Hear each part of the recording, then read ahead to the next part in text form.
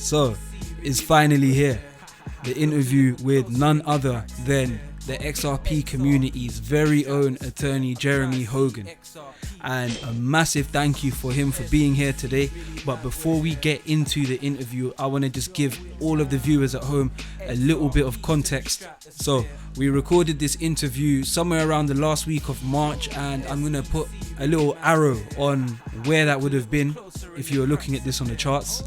And within a few days of us completing this interview, before I had the chance to put it out, prices flew up 300% from 60 cents to above like $1.80. We tested like $2.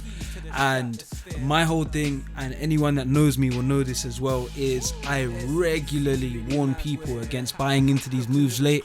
And I thought that it wouldn't be a responsible thing for me to do to put out this bullish content breaking down the fugaziness of the SEC case when we're sitting at $2 and most of retail's looking at it like, oh my god, there's action here.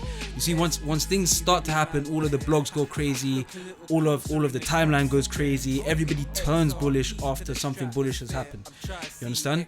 And what tends to happen towards the ends of these moves is when most people jump in late, that's essentially the liquidity for the people that were in early to sell to. So I try to keep people well far away from that, and what I did was, despite XRP trending, despite cryptocurrency trending at that point, because as I said, when everything pumps, all of the blogs, all of the hashtags, trust me, they'll go through the roof. So yeah, despite everything trending, I didn't want to put anything out at an irresponsible time. My hopes are in putting everything out now, given that things are a lot more reasonable in the market, in my opinion. Again, not financial advice. If somebody was looking to get their initial exposure to XRP, or if somebody was looking to accumulate, this will give you a pretty airtight understanding of the origins of this SEC case, why things happened the way they did, why different entities had the reactions that they had.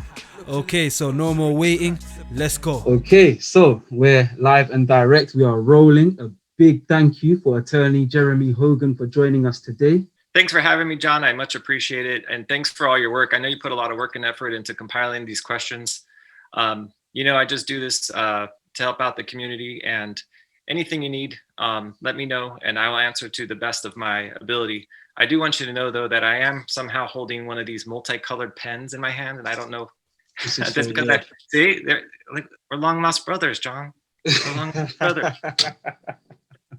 I was gonna say, take everything I say with a little just understanding that this is a lawyer holding a multicolored pen. But anyway, go ahead and tell me what you want to know, and I will do my best. Thanks again, Jeremy. And just want to say, on behalf of everyone in the community right now, we all really appreciate all of the work you do, and we're all very grateful. So without further ado, let's get into this. I've just put up some information that everyone at home can just glance through quickly. And I have one final question for you, Jeremy. So how can the SEC take the stance that exchanges need to ensure there's appropriate investor protection when the SEC themselves have repeatedly told us exchanges inquiring they didn't know the designation? Well, that's a really great question. So the short answer is, this is an SEC problem. The SEC has a problem, and here's what the problem is. They have a law that was passed in 1933, and a Howey test, which was passed, I think that came out of the Supreme Court in the 40s. So you have laws that are 80, 90 years old, that extend from a test as to whether an orange grove is or is not a security. And you're trying to apply that to a brand new technology that just doesn't fit into that mold. And so you couple that with the fact that the SEC does what's called regulation by enforcement. So the SEC can provide letters saying that you can or can't do something if they want to. But otherwise, outside of that, the only thing that the SEC can do is hammer you down by filing a lawsuit against you. So you have this body that really all they have is a hammer. And you know the saying, if you only have a hammer, everything looks like a nail. And I think that's exactly what's going on here, is the SEC only has a hammer. And so they're running around trying to enforce these regulations that Congress told them they have to enforce. but they don't have the tools to do it. So really the idea here, the solution is a legislative solution. This has to be something that Congress, the US Congress, gets together and passes new laws for cryptocurrencies, because the current laws are not sufficient, and it's a disaster. It really is a disaster, and it kind of breaks my heart because I'm an American, and I want the country to succeed, and we're in competition with all these other countries, and we're not going to be bringing clarity to this industry, and therefore I'm afraid that they're going to leave the country. So that was actually a concern of some of the senators as well. The second question, I believe, how will the SEC under your leadership approach digital assets? Still, no real answer to the questions asked. However, Gensler reveals his stance as tech neutral in addition to what he previously answered, meaning there won't be any leeway for cryptos as new tech.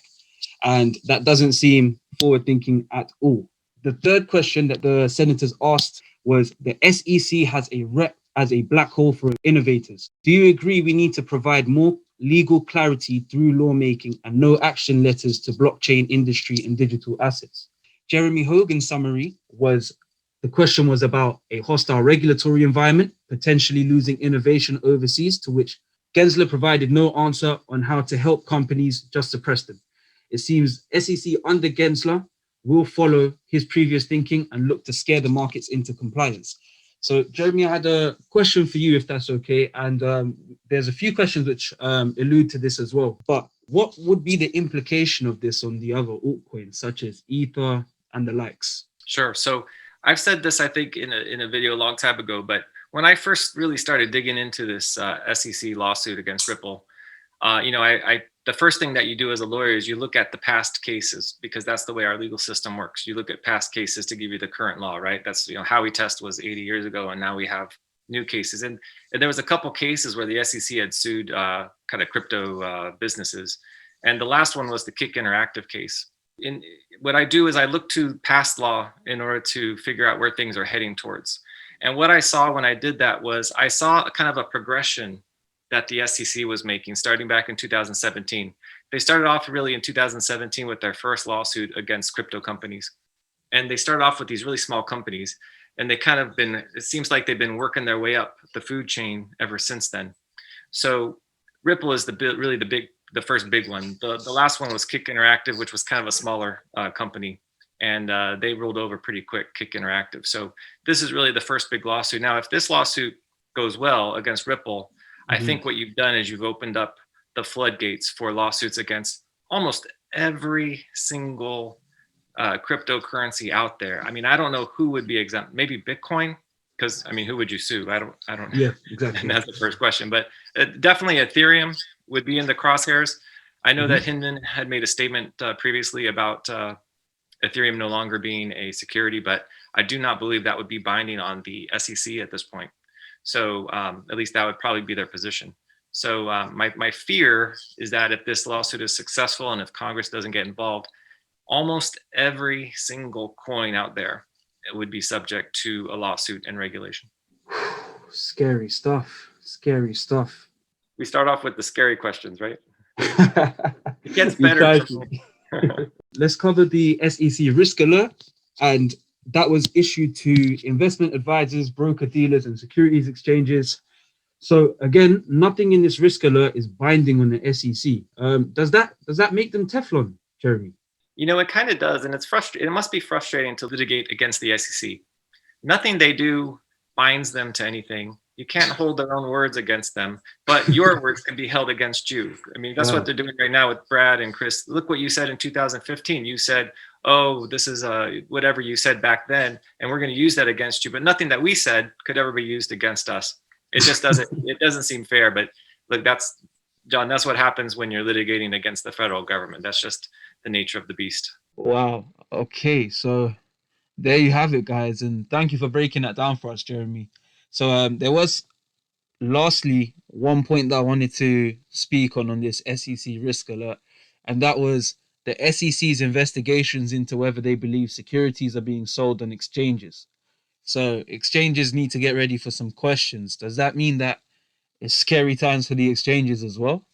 Yeah, so the thing that really concerns me about the risk alert was when you're going to really go after an industry, for example, and we do have an example we can look at in the U.S. history, because back in the 1930s, the U.S. government basically outlawed gold, right?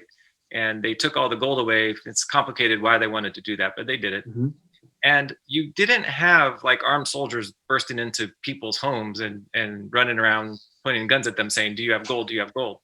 The way that you would do that is you go to the people that are professionals in the industry, the gold dealers, the miners, all those kind of people, because that's the easiest way really to make something, to confiscate or to make something illegal. Mm-hmm. Same thing with, when we had the prohibition, when in the 30s, I think, when we couldn't sell or buy alcohol. The way that the government does that is they go after the licenses of people. They go after the licenses of restaurant owners and bar owners and those type of people. So that risk alert really made me nervous because it reminded me of exactly those situations we've had in our past where the government has really just gone after an industry to shut it down. And that's how you do it. You go after the professionals in the industry, not the Johns and Jeremys of the world. Wow. Again, scary stuff. Puts the exchanges in quite a predicament, being they are the on-ramps. So as you said, they need to get ready for some questions. And it's actually quite understandable why many of them may have chosen to delist XRP until there's some type of clarity regarding the issue. Yeah. So, with the exchanges, the one thing I would mention is this is what happened with the exchanges. After the lawsuit, the exchanges use regulatory lawyers and ask them opinions. And they're usually lawyers at big law firms, Gibson, Dunn and Crutcher, those type of law firms. These are really big, powerful law firms. And so after the lawsuit, I'm sure all of the exchanges went to the lawyers and they said, lawyers, what should we do? Coinbase, all these guys went to the lawyers, and the lawyers really are operating on an unfair field here, because if they tell them, if you're Coinbase's lawyer and they come to you and say, what should we do? Mm-hmm. And if you're the lawyer, you say, okay, Coinbase, there's some risk here, but it's really small risk. So go ahead and keep selling XRP. And then 6 months later, Coinbase gets sued. You as the lawyer are in a lot of trouble. So there's not much upside for you to tell them to move forward. Right. Whereas if you say, you know what, it's a lot of risk, you should stop selling XRP. Well, now you've kind of protected yourself as the lawyer. So all these exchanges went out, asked their lawyers what to do. And of course, all the lawyers, even if there's a little risk, say, oh, it's too risky, you should stop selling, because they're protecting themselves. I've been in that position before, and you're always very conservative as a lawyer when you're asked that question, what should I do?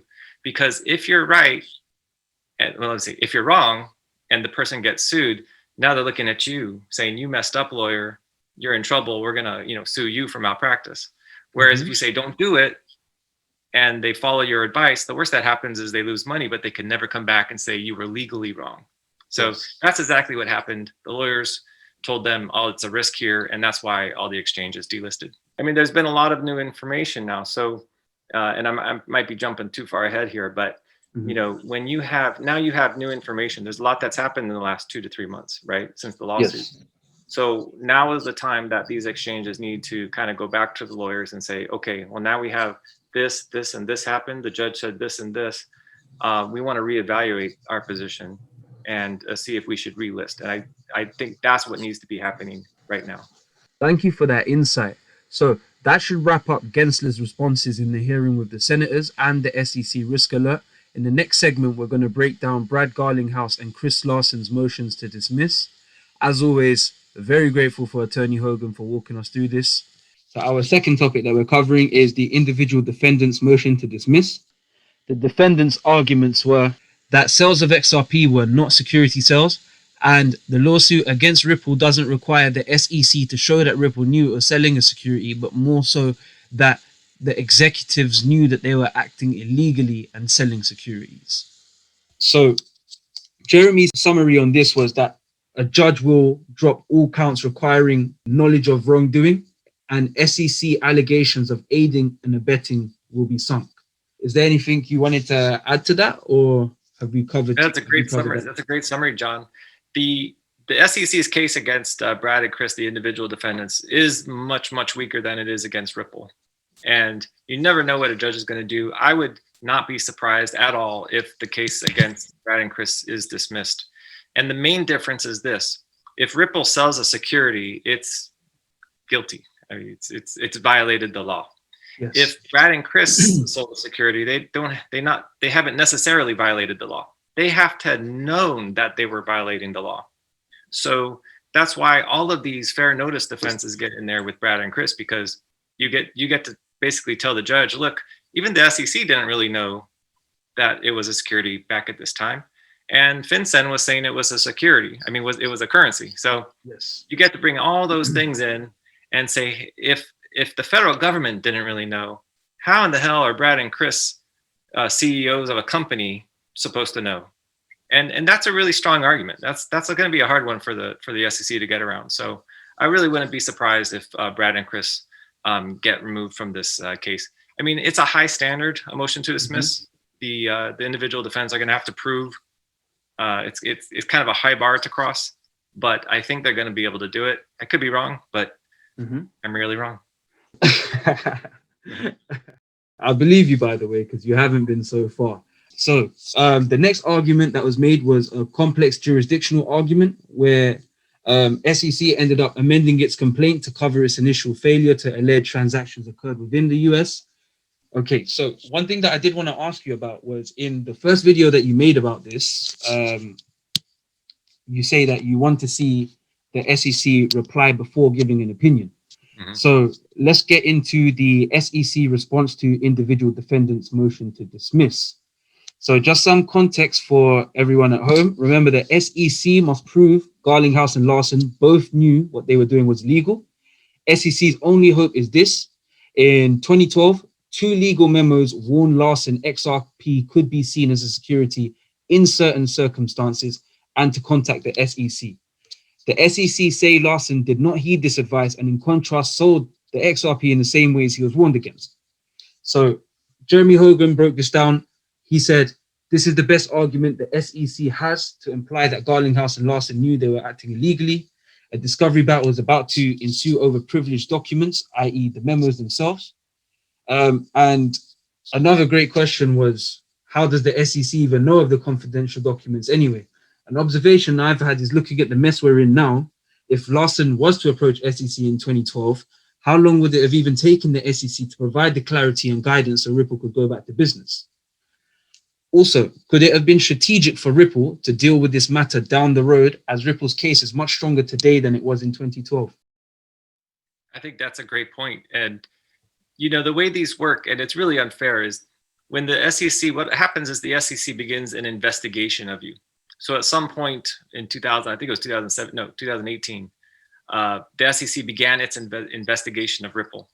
Okay. And so as someone being investigated, you either clam up and say, go ahead and sue me, which of course you don't want. I mean, Ripple, that would have been a disaster. Or you cooperate and you give them documents. And now that some time has gone by, I think that attorney opinion letter, I think that's where it came from. I think Ripple voluntarily gave that to the SEC when they were under investigation. So the idea, though, that you have to do that is not good. But I think you might be right that Ripple was saying, you know what? The more time that goes by, the better things are going to get for us. So let's just cooperate with the investigation. And then, you know, if 2 or 3 years roll by before anything happens, I don't think they thought it would take that long, but it turned out to be kind of a good thing. So I think Ripple played this the right way by cooperating, but there was cooperation for 30 months. I mean, I've seen some bait stamps. They gave them like 20,000 documents before this lawsuit was even filed. So there was a lot of cooperation going on there before they decided to file this lawsuit. Yeah, so what strikes me as well is 30 months is a long time, and 20,000 documents isn't exactly light reading, is it? What's also really interesting is with all of this light reading and with this short time of 30 months, they still haven't been able to ascertain some type of designation on the security status of XRP. So it gets more interesting, but the SEC does have a response to the jurisdictional argument. This was the SEC response to jurisdiction argument. Remember, the SEC needs to make a counter argument all of Ripple's sales over 8 years were one long initial offering. If they can't, Ripple will file for a partial summary judgment for current and future sales of XRP. Secondly, The SEC's own lexis implies multiple instances of selling with the pluralization of words such as sales and offers, undermining that same argument we were discussing earlier of one continuous sale over 8 years. So Jeremy Hogan's summary on this one was these letters are the opening volleys of a discovery battle. And we're going to find out what is and what isn't discoverable. And this is where that case will be won or lost. So my question for Jeremy on this one is, you mentioned you would wait to see the SEC response for giving your opinion. Is there anything that stands out to you now that some time has passed? Yeah, so I took a good look at the SEC response to that. I think it was to the motion to dismiss. And I don't think, so the SEC amended its complaint, and I think they added a couple facts, but I mean, the facts are really bare bone. I mean, they only are able to allege that Brad and Chris, I think, sold XRP to one person or one exchange in New York. So just keep in mind, and this isn't getting a lot of play online, I think, but it's super important because the US court and the SEC only have jurisdiction over sales either between Americans or within America. And it's really interesting how this is going to play out because here you have digital assets that are sold on digital exchanges. And how do you ever track? I mean, a lot of these guys that are buying online now are buying through kind of a router that hides where they are. Oh, like a VPN, yes. I don't know the word, but anyway, I know it happened. So how would a court ever determine if you're buying through a router like that, that you're even an American citizen making the purchase? So I think the SEC has a lot of problems on the jurisdiction side of things. And they tried to allege enough facts in their complaint to show that they have jurisdiction, but it was pretty weak. It was pretty weak. That might be a basis for denial to dismiss the case. But I think that will keep it in. I think their bigger problem is the knowledge part. I think the SEC really has a big problem with the knowledge part. I think that's what really gets the case dismissed. The jurisdiction part. I'm sorry. I was just saying the jurisdiction part is weak, but I think it might survive and continue on just that part alone. Okay, thank you. I just wanted to clarify for everyone, the knowledge part would be proof of prior knowledge that what they were doing was wrong. Exactly. Perfect. Okay, cool. So that's going to wrap up that last segment. And in the next segment, we're going to move on to Ripple's best strategy moving forward and the SEC's counterplay against it. So just a quick bit of context for everyone. Remember, SEC regulates the trading of securities within the US. Trading entails buying and selling of securities, not the possession. A security only comes under the SEC jurisdiction when it is bought and sold, but that is also contingent on who is selling it, to who, and why they are buying it. Hence, it is important to note the designation of being a security or not at the time of each sale can change. A question for you, Jeremy. If you could please summarize that great analogy that you gave of Tim, his brother John, and the Apple stocks to show how Tim selling his stock to John is by no means an investment contract between Apple and its shareholders. Yeah, I think what I was talking about there is the idea that something can be designated a security or a non-security is not really accurate. And I think Commissioner Pierce even talked for a minute or two about this on a video that I saw. So what is or is not a security changes, and it depends on who sells what to whom and what the relationship is and all different kinds of things. And so you always have to keep in mind that sometimes you'll say it's a security. That's just an easy way to talk about it, but really having a security or using it or doing whatever is not illegal, and the SEC has no jurisdiction on it. It's the point of sale that's important. So if I am talking to you, John, and I say, hey, I have an XRP, I'll sell it to you for $1 because the price is going up now and it's going to be worth $1 soon. And you say, yeah, sure. And I sell it to you. That's not a sale of a security because you are not looking to me to increase the value of XRP. I'm just selling you something. So that's not a security, even though it's XRP. So in that situation, XRP is not a security. Now, if Ripple in 2015 went to you, John, and said, hey, you want to buy 100 million XRP, and you broke out your checkbook because you're rich and wrote them a check for $1 billion, that very well could be the sale of an XRP, the sale of a security, if you, John, are looking to Ripple to increase the value of it. So I think people, it's an easy way to say it's a security or not a security, but it all depends on the time of sale. And I think that's what Ripple is really doing a good job of kind of honing down on in this litigation. Is they're kind of showing the judge, look, there were all different kinds of sales here. We had 20 sales, and then the individual defendants were selling, and Ripple really needs to get the judge to look at each individual sale and make a determination based on each individual one. And if they can do that, I think they're ahead of the game. Oh, that's an amazing answer. Thank you. I'm just thinking if there's anything else I can ask around that, and I think that's literally bang on the money. So basically, what that means is that the XRP sold in 2014, as you said, could likely be in a security if the buyers primarily were relying on Ripple to increase the value of it. But the XRP sold in 2018 may not have been, again, depending on whether the driver of XRP value of the time was Ripple themselves as a company. One thing I'd like to ask you is, by that definition, though, if I was to purchase one XRP from you, Jeremy, what's the difference between me purchasing it from you and purchasing it from somebody else, like an exchange? Well, the exchanges are a little bit different, and here's the thing with the exchanges. So the reason that the exchanges are regulated by the SEC is what they don't want to have happen is they really don't want to have Ripple sell to the exchange, and the exchange is an accredited investor, so they don't have to give them all the information. They would have to give individuals, and then just have that exchange then sell it to you, John. Because all that's really happening is Ripple selling it to you through the exchange, kind of like an intermediary. So the idea here is that really the exchange can't just be a proxy for the main company.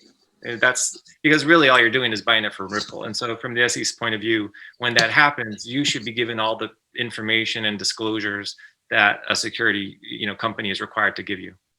Thank you very much. Honestly, thank you. That really explained and put everything into context for me. Moving forward, in Ripple's pre-trial letter to the judge, it reads, ongoing sales of XRP cannot be considered a securities offering. It's crucial the court adjudicate this issue promptly, and the key word is ongoing sales. Ripple proposed and agreed a rapid discovery schedule to enable Ripple to file for a motion of summary judgment ASAP. Another question for you, Jeremy, is could you please explain what is a summary judgment and what's the difference between a partial summary judgment? Sure. So summary judgment is where you have no issue of fact to be tried. So I'll just give you a quick example. Let's say drunk driving. I'm just throwing one out there. Okay. It really wouldn't end up a summary. Let's just use it. So let's say you're pulled over for drug driving and you go in front of the judge.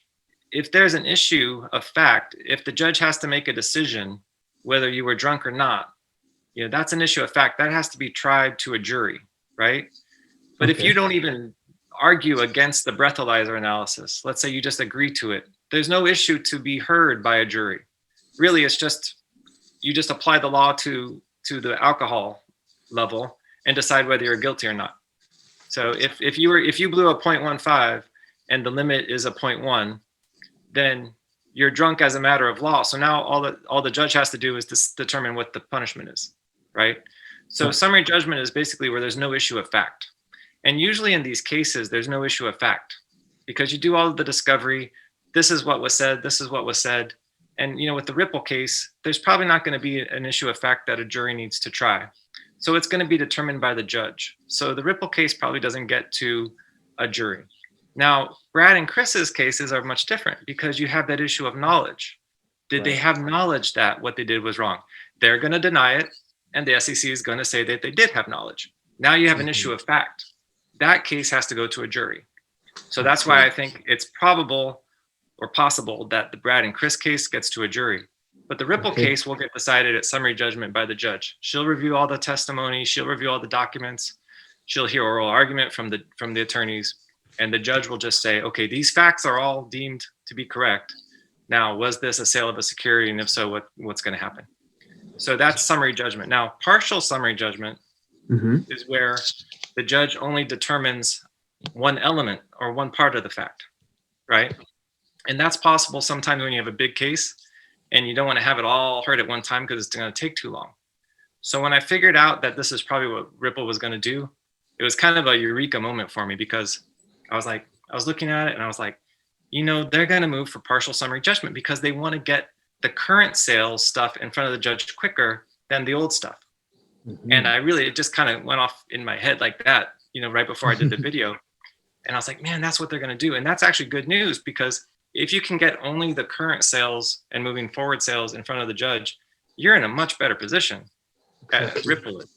And that would help the holders of XRP, because really, if Ripple gets fined for stuff that happened in 2014, 15, 16, it doesn't really affect the price of XRP in any way that I can imagine. Yes. But if you can get the judge to say that current and future sales of XRP are not sales of a security, boom, then basically the case is over as far as you're concerned. And really then Ripple just has to worry about things that they've done in the past and whether they're going to get in trouble for that. Yeah. So I really was excited when I realized probably what's going to happen here. Well, it's definitely getting a little bit less scary as we're working our way through this. I like also Ripple's affirmative defense, where they state no likelihood of future violations, while the SEC, on the other hand, didn't allege reasonable likelihood of further violations. So guys, also remember what Jeremy told us in his video as well when he covered this, that the SEC attorneys are not dumb. They know arguing Ripple's future escrow is their weakest area, and their only rebuttal to it is to allege that all XRP sales, even escrow, were one whole 8 years sales offering, and they will quote the Kik Interactive case, where Kik had 2 sales, one finishing the day of and one starting the day after. And basically, Kik lost that, given it was in a much weaker position, and Ripple's situation spans 8 years and will prove much more difficult. And as Jeremy said, the main event will be decided with finality. Okay, so that's going to wrap that section up. And now we're going to move quickly into the next part, which is the SEC motion to dismiss the Ripple defense and the major discovery battle. So without further ado, let's get into this. Quick recap again. Ripple filed an affirmative defense of fair notice. SEC moved the court to strike that defense from pleadings. Ripple has its own secret weapon. So Ripple defense stems from the Fifth Amendment due process. In the FCC versus Fox TV case, the Supreme Court said it is one thing to follow the rules once set by a regulatory body. It is another to divine the rules and the agency's interpretations in advance, or else be liable when announced in an enforcement proceeding demanding deference. Jeremy, how is this directly applicable to Ripple situation? So the fair notice defense is really key in this case. So the basic rule of a fair notice defense is that you're not supposed to have to guess what the law is, right? It's similar to criminal law. Like, if I don't know something's criminal, I don't have the mens rea or the mindset to commit a crime. And it's kind of the same thing when you're dealing with a regulatory agency like the FCC or the SEC or any of those acronym regulatory bodies. You're supposed to know what you can do and what you can't do. And so the argument here is that Ripple could never have known what they were doing was right or wrong, legal or illegal, because the SEC never gave them any guidance. And in fact, from the federal government, they're getting all sorts of different vibes. They're getting something from FinCEN saying they're security. SEC never went to them and said, hey, you can't do this. They knew what they were doing. And part of Ripple's problem, really, I think, was they were almost too transparent. I mean, everyone knew what they were doing. There was no hiding the ball here. I mean, because Ripple's idea is to become almost part of the government, or at least work with them. You know, they're going to be working with banks, which means banks are heavily regulated. So if they're going to be working with banks, they have to be open about what they're doing. So, you know, from Ripple's point of view, they're like, we are so open about what we're doing. You knew what we were doing and you never told us this was a problem until, you know, the lawsuit comes. So that's the heart of the defense. And there's some case authority that kind of backs them up on that. That FCC case is one of them. And there's even some older case law than that I hadn't known about before. So yeah, as you're saying, so that defense, as you said in your video as well, will be lent on for raising really, really, really important issues and holes in this case, such as you mentioned, FinCEN, which for anyone at home and anyone outside of the US like me, that's actually a department of the US Treasury. So raising issues such as, was the SEC aware of FinCEN's determination of XRP as a currency back in 2014? Other things like, why didn't SEC tell exchanges that inquired about selling XRP that it was a security? What did the SEC deliberations about whether to sue Ripple actually entail? All of these critical questions are extremely important to the case. Hence, it's vital for the SEC to try and remove that defense. And you said that there were two applications for such a move. First one being someone's ready to rumble, and the other one being quite the opposite and almost quite desperate. So this kind of further, from my perspective anyway, would intensify the battle for discovery. And already, as you say, formal requests of documents have been made, such as the transcript of the SEC deliberation as to whether to sue Ripple or not. And what the SEC actually told these various exchanges who inquired regarding the sale of XRP. And I think to tie that all into the fair notice definition that you gave, that I've got to know that I'm doing something wrong in order to have the mind state of knowingly doing something wrong. I think it again leads in and lends into that, and it bolsters that initial argument that they had, that primary defense. Your summary on this was the SEC is worried about the affirmative defense, but also scared of Ripple might find in discovery. If SEC wins this motion to strike Ripple's defense, most questions about FinCEN, exchanges, and things of that nature become irrelevant. So as XRP holders, it's kind of a heart in your throat moment here. But you go on to say that this case will be lost or won over information and secrets and discovery. All right, guys, so that wraps up the SEC motion to dismiss the Ripple defense and the major discovery battle part of our interview. We're going to move on to our next segment, which is Johnny Deaton's motion to intervene. And shortly after that, we're going to get into all of the questions that we collected from the XRP community. I just want to say again, a massive thank you to all of the XRP influencers that got involved in this and helped me gather all of the questions from you guys. And we hope you enjoy. Okay, so the next topic that we're going to quickly cover is the XRP holders' motion to intervene in the SEC versus Ripple. And as you said, this might be one of the most important pleadings in the case. Attorney Deaton files intervention and the SEC files a motion to dismiss it. However, doing so forced the SEC to make an argument which has to concede another argument. So the SEC has asked to dismiss Attorney Deaton's petition due to no determination has yet been made on whether XRP is a security. Yet SEC says Ripple and its top executives had to have reasonable knowledge of something 7 years ago that the agency wasn't sure about as recently as the 12th of this month. So you said that this was understandable why they argued the non-designation, but you also said that the SEC dropped the ball on this one. Secondly, Attorney Deaton responds to the judge in his letter after his first motion to intervene was dismissed on the grounds of courts frown upon two parallel actions at the same time, as he filed in Rhode Island.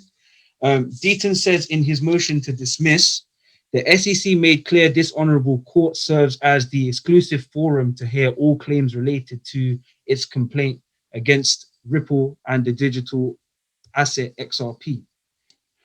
So a question that I had for you, Jeremy, in regards to this matter was, could this have been done strategically by Attorney Deaton? You know, I'm Twitter friends with Attorney Deaton, and I've never asked him that question because maybe I don't really want to know. So it's more interesting just to kind of guess what he was doing. But I don't think people understand how much he's bitten off here. The work that you have to do in these federal cases is substantial. I mean, you see the things that are pled with the court and the letters that are filed, but you know, all those letters take so long to do. I mean, hours and hours and hours of work.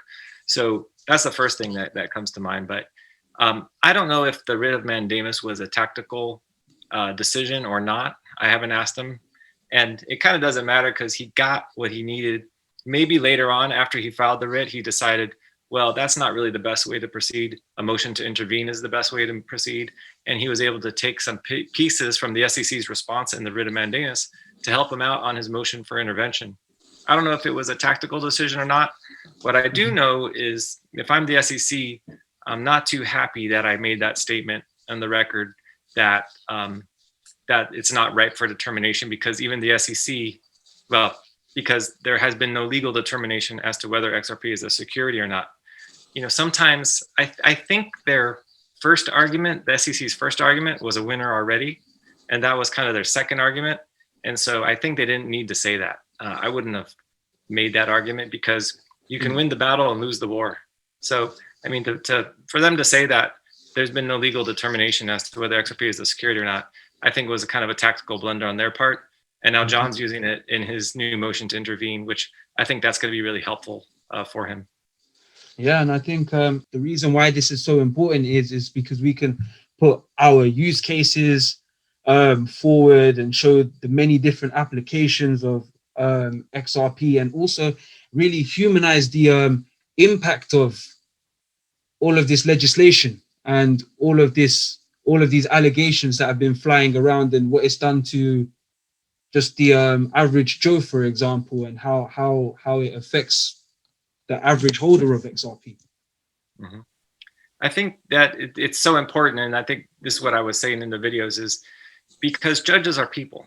You know, they put their pants on one leg at a time, just like me and you. They take showers. They're just people under that robe. And people always, I think, want to do what they think is right. Now, what they think is right might be maybe not the right thing, but they always want to do what they think is right. And I think Judge Torres wants to do what's right. And I think if you can let the if you can let the judge know how this is affecting everyday people like me and you that hold XRP, that I think that's an extremely important thing outside of the law. I use an analogy that when you're trying a case, there's two parts of it. There's you want to get the judge or the jury in the door, and that's part one. That's the law. You get them to enter into the door. That's the law. You give them the framework. You say, you know what, based on this law, I could rule in their favor. The second part, though, is you have to make them want to rule in your favor. And that's the moral and the character part of it. You got to get them in the door with the law, but then you get them to stay by showing them that if they rule your way, they're going to be doing a good thing for good people. And so I think that's what's going on here. We got to get the judge, the law will get the judge in the door, but it's the people and protecting the holders of XRP that will get her to stay in the house and hang out with you. And guys, that's why, and thank you again for reiterating that, because, and also I want to say a huge, I haven't actually ever spoken to Attorney Deaton myself, but I want him to know as well, from myself and the whole community, a massive thank you. I'm sure he's heard that countless times already, but nonetheless, still genuinely, sincerely mean that. So one thing that I did want to highlight to the XRP holders while we're talking about this topic is that the XRP holder can intervene according to Rule 24. And essentially, we hold an interest in XRP. So yes, we qualify on that ground. And if XRP is deemed a security, would it impair the holder's use? So anybody that might be using XRP to pay someone on payroll right now, or anybody that might be shopping with XRP right now. I don't know if you guys have ever tried to purchase anything with a stock before, but it's definitely going to impair the holder's use. So right. If you wouldn't mind, please, Jeremy, could you just give a little bit more information of what we may be able to do? Like, I don't know if enough people know the power that's actually in our hands right now. What can we do to assist in Attorney Deaton's efforts in intervening in the SEC versus Ripple case? Well, I think the first thing, and I think the most important thing, is Deaton is relying on the individual holders of XRP to give him use cases, because the more use cases there are that aren't related to Ripple, the better. And so he put on Twitter, I think, and a lot of people were responding, how do you use your XRP? So there's a lot of different ways that people are using it. So if you want to get involved and you haven't yet, and maybe you don't want to get your name in the lawsuit, I think if you just emailed or reached out to him, if you have a different use than what is already in his pleading, he might be interested in seeing that, because he wants to add as many to the list as possible, so that if he's ever in front of the judge, he gets to say, Judge, look at how all these people are using XRP. Do this way. They're making payments, they're doing this, they're doing this. And that is separate from what Ripple is doing. So we are not relying on Ripple to increase the value. We're already increasing the value ourselves by doing these things. So that's, I think, the most important thing. And I know some people don't want to get their name in the lawsuit. And I think that's okay too, if you want to just kind of inform him of how, if you have a separate use case. I don't know if your name needs to actually go into the lawsuit. You just need to inform him so he knows. Okay, so guys, what I'll do is I'll make sure that I leave Attorney Deaton's Twitter handle, so you can reach out to him directly, and I'll make sure I leave that in the description. Okay, so that's going to wrap it up for that last segment there, and now we're going to move quickly on to our final part, which is the discovery hearing, the SEC versus Ripple, and we're going to talk about relisting too. So let's just get into the last topic that we had. And again, before we do, huge thank you to Attorney Deaton as well, as you highlighted, for the amount of work that he's really taken on. Legend. I couldn't do it, that's for sure. Thank you. Let's get into your last video. In your last video, spoke of two bombshells, which were surprise bombshells, which were dropped at the SEC versus Ripple discovery hearing. And you actually attended this one on March the 20th. And you actually said that it was 11 out of 10 for Ripple, and you were blown away by what you were hearing. You had to stop what you were doing. You had to pay attention. So I was wondering if you could just summarize that quickly for us. And then after we're done with that, then we can move into the community's questions. Sure. So, these hearings on discovery issues are usually pretty boring. There's not much that comes out of them. Usually you go in and you say, Judge, we want these documents. The judge says why, you explain why, and the other side says why they shouldn't get the documents, and that's it. It's pretty boring. But in this case, right out of the box, I think Brad Garlinghouse's attorney started talking about what the case is all about, kind of explaining it to her. And right around the 15th minute mark, she said something that just right away I started paying attention, because she said, my understanding is that XRP has a currency value and utility. And some of the things after that I was a little confused about, but just those two things alone stopped me in my try, put away my pleading I was working on and started taking notes, because that is half the case right there. Now she's talking obviously about current use, right? So she's saying currently, she's not talking about 2018, 15, 14. But just the fact that she says that is half the battle, because if XRP has a utility and that's her feeling on it, well, then it's not a security. So really it dropped me in my tracks, because she's almost basically saying, hey, look, my understanding is that XRP is not a security. You're like, what? Where'd that come from? I don't know if she's going to backtrack on that thought process now, or if the SEC is going to be able to come up with an argument to say, Judge, yes, it might have a utility now, and I think their argument would be something along the lines of, but it's only because of Ripple, would be their argument. But really, that statement by the judge takes us half the way to the win. That takes Ripple half the way there. So really, that was the first bombshell. Okay, and just before we move on, that was not Judge Torres, that was Judge Netburn? Correct. Perfect. Okay. Yeah, so she's the magistrate judge, which you can just think of like the assistant judge. Any dispositive motions, meaning any of the big motions where the case gets dismissed or there's summary judgment, that'll be Judge Torres, and Judge Netburn might do a lot of the other smaller issues. Okay, so you mentioned that these guys, they go to lunch together. Actually, you mentioned as well that Judge Netburn is going to be advising the outcome of the case as well with Judge Torres. Yeah, and that's something that. I'm sorry. No, please.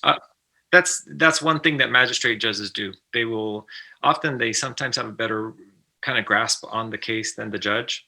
And, judges, the Supreme Court judges, their law clerks write most of their stuff, believe it or not. I mean, they'll edit it, I'm sure. And I don't know how Judge Torres is, but it's very possible that Judge Netburn might write the opinion, or one of Judge Torres's law clerks. And then the judge will just, review it and make changes here and there. That's interesting.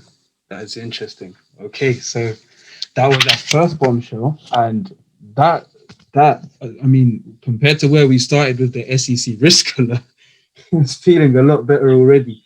Yeah, I was feeling better after that. So what was our second bombshell, please, Jeremy?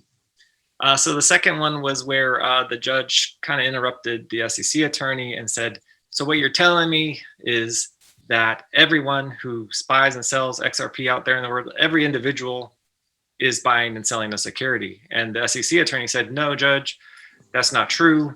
Only Ripple and its affiliates are selling securities at this point in time. And bombshell might be a little bombastic, but it really was something that caught my attention, because I was like, wait, what are you saying here? Because the reason that, and then I went to the exchanges, because yes, if the exchange buys XRP from Ripple and then sells it to individuals, okay, that's still a problem. But what the SEC lawyer just said is, if the exchange is only hooking up buyer with seller and acting as a real exchange, then that's not the purchase and sell of securities. So that definitely caught my attention because of all the exchanges, delisting XRP, and I think that itself would lend itself to be reanalyzed by these exchanges. What does that mean for exchanges then? Because I've been seeing recently quite a lot of hashtags trending in regards to relisting. Well, I think that's only one part of the equation, but I think the other part of the equation is there as well, because here's the thing. So if my understanding is correct, most of these exchanges, they might put buyers in touch with sellers, but I think a lot of what they do is they purchase from the issuer, like a Ripple, and they hold it so they can sell it and trade it. So the one piece of the puzzle is that buyer to seller, and I think that's what the SEC lawyer basically gave them the green light on. But the other thing, if I was an exchange, I would look really hard if there was enough pressure on me at relisting XRP, and here's why. I believe that the lawsuit to me is a red herring. So I understand why they did it. I get it. The lawyers looked at the lawsuit and said, look, you better be careful and delist. But the first thing I would tell them is, in the Kick Interactive case, where there was a judgment against Kick Interactive and they lost, Kick Interactive lost. The Kin coin was, as much as could be possible, deemed a security, right? And it's still being traded. It never stopped being traded. I looked at it like a week or two ago. There's like 20 different exchanges where you can buy the Kin token. None of them have been sued. None of them. And Kick Interactive lost the case altogether. I mean, it was a complete disaster. They lost. And that the exchanges never got in trouble, never got sued, and they're still selling the token as we speak today. So that's the first thing I would look at. The second thing is, what have we got from this case so far? We don't really have facts, but what have we got so far? We've got a judge who's saying that the XRP has utility, that it has value as a currency. We've got every indication that, at least as to XRP currently and moving forward, we do not have sales of a security. Now, could everything go wrong? Yes, but every other token out there is in the same boat XRP's in. Even Ethereum, that's what we learned. We were just talking about it. Even Ethereum could be sued. So really, there's no safe coin at this point in time. So for the exchanges to delist XRP and not have delisted all the other coins, to me, doesn't make any sense. And I would hope that they go back to their attorneys and say, look, based upon these new facts and based upon what's happening in the XRP litigation, and based upon the fact that there's no difference from XRP to Ether or these other coins, based on the fact that the Kin token is still being sold on exchanges and they've never got sued by the SEC, can you give us opinion? What are our choices here as far as moving forward and relisting XRP? Okay, thank you. That makes sense. And hopefully we'll see that start happening and start moving forward. Hopefully this case as well keeps showing us good news. I mean, in regards to things such as like discovery, I can't wait to see what type of skeletons the Ripple defense might be able to pull out against the SEC. One thing it does remind me of is, and a few people actually had these type of questions which are alluding to this type of stuff. And the questions were alluding to the fact that, obviously, as you know, a lot of pieces on the chessboard have shifted. And many people, or some of the people, I think 3 attorneys for Ripple used to be in the SEC. And one of the questions that I remember, because I remember reading it and it was just a good one. And they asked, if anybody was to know the SEC skeletons in their closet, would it not be the Ripple attorneys now who used to be at the SEC? That's a good question. So the first thing I would say is, these type of situations happen all the time in the law field. Lawyers are trained to argue both sides of an argument. So it's really easy for a lawyer to argue that XRP is I could turn around right now and argue that XRP is 100% a security and always was. We're just trained to argue both sides. So going from the SEC side, and it happens all the time, like insurance defense lawyers become plaintiff lawyers that sue insurance companies all the time. It's actually pretty typical. Now, the only problem would be if the attorney has some kind of confidential information that's relevant to the case, that would be a conflict and they would have to step down. So, okay, so anybody with any conflict of interest would not be present in the case, full stop. Right. And my understanding would be that any former SEC attorney that's now working for Ripple probably doesn't have any confidential information relevant to the case. If they did, they'd have to step out. And I think it's really believable that they don't have any confidential information, because you have to remember SEC is a humongous organization. And Mary, I forget her name, Mary White, she might not have even heard of Ripple during her time at SEC. Same thing with the attorney for Brad Garlinghouse. So my instinct is they don't have any inside information. Remember, they do an investigation first, and there's a different department that does the investigation. And then once the investigation is complete, they give it to the litigation department. So all the investigation's already done. So it's kind of regimented. But my assumption would be that the attorneys that are working for Ripple, Brad Garlinghouse, they don't have any confidential information. They would have already bowed out of the litigation if that was the case. Thank you. That was honestly such an amazing answer. Literally, not a stone left uncovered. Completely understand the nuances of it now as well. So there you have it, guys. Extremely grateful for Attorney Jeremy for joining us again. What you've got here is literally a layman's guide to understanding this hot mess of a lawsuit, the SEC versus Ripple. Also, don't go anywhere until you've heard what I'm about to say. So the next video that's gonna get uploaded, the next upload coming, is the project that we had a little while back where I collaborated with a whole bunch of XRP influencers, and again, a massive shout out to you guys. Yeah, what we did was we gathered your questions. We told you guys, look, we know you've got questions regarding the SEC lawsuit against Ripple. Here's your chance. Put your questions forward. And what we did was we took those questions, processed the data, categorized the questions, took the most frequently asked questions, and I put them forward to Jeremy Hogan. So, long story short, in the next video, the whole XRP community questions get answered, courtesy of Mr. Hogan, of course. So, I hope you guys have found this one useful. I hope this provides some clarity through all of the FUD. So, if you found value in this, go ahead, smash the subscribe button, like it, share it with someone, why not? And make sure you don't miss that next video. Peace.